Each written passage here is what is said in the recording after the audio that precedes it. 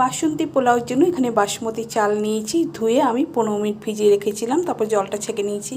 2 চামচ হলুদের গুঁড়ো, পরিমাণ মতো লবণ, আদা বাটা, ঘি, ভালো করে মেখে নেব। রিফাইন অয়েল দিয়েছি, ঘি, কাজু কিশমিশ ভাজা হয়ে গেছে, তুলে নিচ্ছি। গোটা গরম মশলা নিয়েছি, চাল দিয়ে দিচ্ছি। এই সময় গ্যাসের ফ্লেমটা লো টু মিডিয়ামে রেখেছি। 1 সেকেন্ড একটু হালকা ভেজে নিয়েছি। এখানে 3 কাপ চাল ছিল, 6 কাপ গরম জল দিচ্ছি। 2টো কাঁচা লঙ্কা, কাজু কিশমিশ ভাজা, 5 চামচ চিনি। চাল আর জল সমান সমান হয়ে গেছে। গ্যাসের ফ্লেমটা কমিয়ে 10 মিনিটের জন্য ঢেকে রাখছি। 10 মিনিট হয়ে গেছে,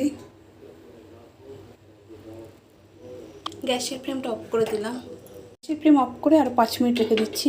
আমার রেডি হয়ে গেছে একদম ঝরঝরে পারফেক্ট পোলাও।